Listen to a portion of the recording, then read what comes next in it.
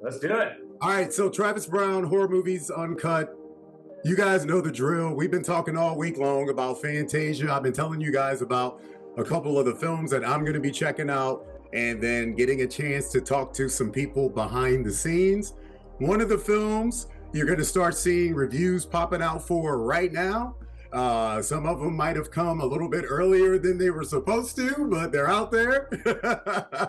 And what we're talking about is the film from William Bagley, Hold the Fort, and it is playing at Fantasia. And I am speaking with William. I also have actor Levi Burdick with us, and also Lucas, who is Chris Myers, who plays Lucas in the film, and then one of the producers. And you know, people don't really care about the producer. It's the story of my life. Thanks. Being honest, man. Like we know what you got. Like, what questions do you ask the producer? You know, how much money did you have to beg people for? You know what I mean? Well, look, I want to start off talking to William about the film because I'm a suburban kid from. My mother was a real estate agent. When I was growing up. So I remember first hearing about FAOs, HOAs, all these crazy three-letter things that come around the world of real estate. So I'm curious to like not only where this idea come from, but if you've ever heard any kind of crazy stories about HOA or any of the weird kind of mechanisms that happens whenever people are signing in to things like this.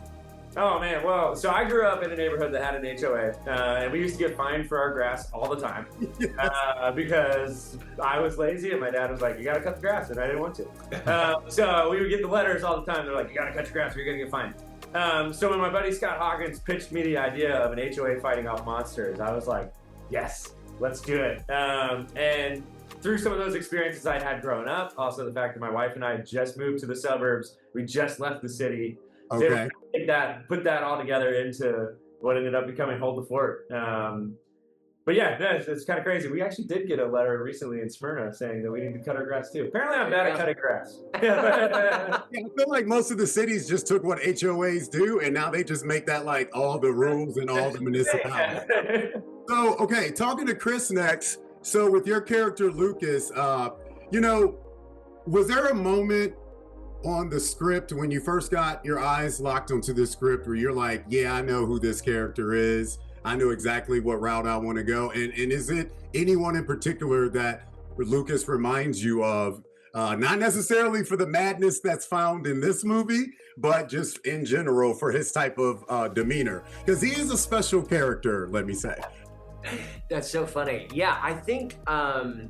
Yeah, honestly, the first scene between Lucas and Jenny where they're in their, they've just moved into their house, right? And these two characters who, I would say, you know, in a sense of the opposite sort of attract. You've got Jenny, who's this very, very loose, very chill. She's got all these tattoos. And then you got Lucas, who's kind of this uptight, sort of preppy guy, right? Yeah, you're the beta dude. You're the beta dude. Like, yeah. Totally. You're like, how did they ever meet? Well, she's so cool. Who is this guy? You know? I was thinking that the first 5 minutes. Yeah, right. And so there's something really fun about that. Like you see these two characters together, and it's like, yeah, how the heck did they meet? And what is it that drew them together?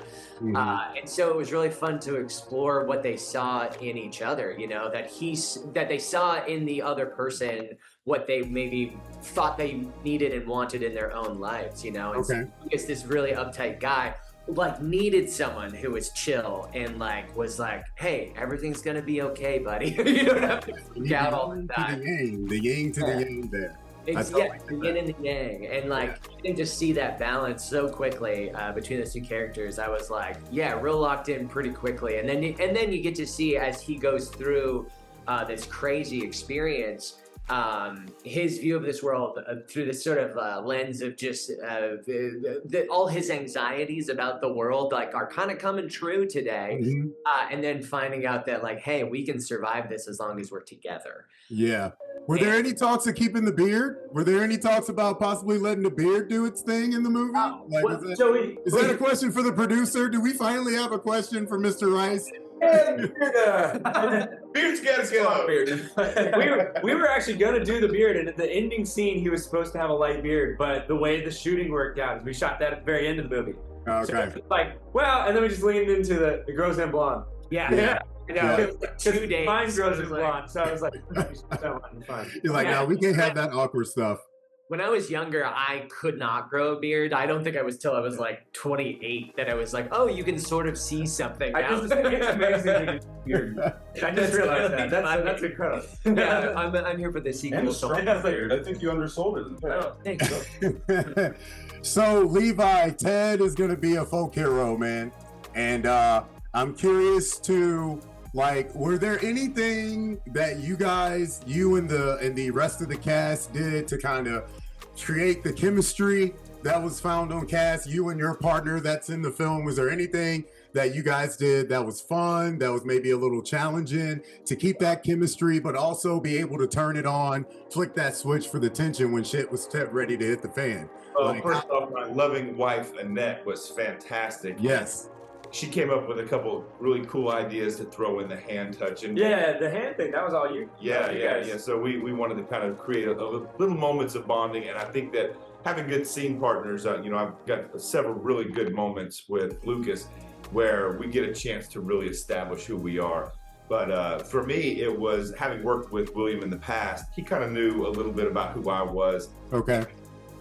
So the way he wrote Ted, there was so many lines of what Ted was as a person that I could grab hold of and just kind of find my way through that and embrace, the dad, coach, macho guy with him, and to be condescending to Lucas as he came in, and then really watch Lucas evolve as a character and go through these trials and tribulations and find inner strength.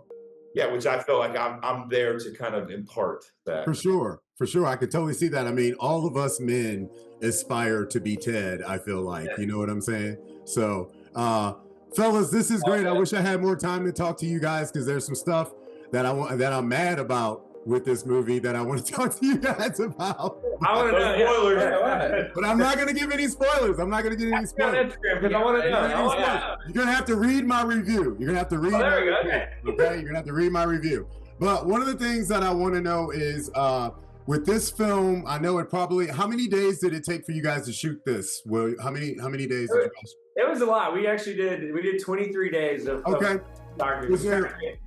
Was there any day in particular that was so chaotic that it felt like, shit, man, we're actually in this movie? I mean, honestly, yeah, well, so scene 16 in the movie is the scene with the Kung Fu spirits. And that happens. We shot that scene for it's like 5 days of the shoot. It's that scene. So me and the AD have always been like, we survived scene 16 because it just kept coming back throughout the shoot. Like, wait, we got to pick up another thing from scene 16. What's happening here? That and throwing Julian through the table. That was because we tried. Our idea originally didn't work, and I refused to not do it in one shot. I was like, it has to be one shot. And everyone was like, but if we cut, it'll be fine. I'm like, it's not as funny if we cut. So we had to try a bunch of different things. And what ended up happening is our stunt guys climbed up to the roof of the building, which was like 40 feet tall, and they dropped. Okay. Yeah, it just worked perfect. That's amazing. That was probably the most chaotic day on set, just that one, because we're like, how do we make this work? And I was okay. Fellas, like I said, I really wish I could talk to you guys a lot more about the film, but I'm gonna let you guys go because I know you got more interviews to do. Best of luck with Hold the Fort. I'm sure people are going to get a kick. It's going to be one of the most talked about late night style features from this half of the season. So thank you guys so much for your time. Best of luck with the film in the future, and I hope to talk to all of you guys here in the near future, okay? You Travis. Thanks so much. Horror movies. Check it out. Yep. Read the review.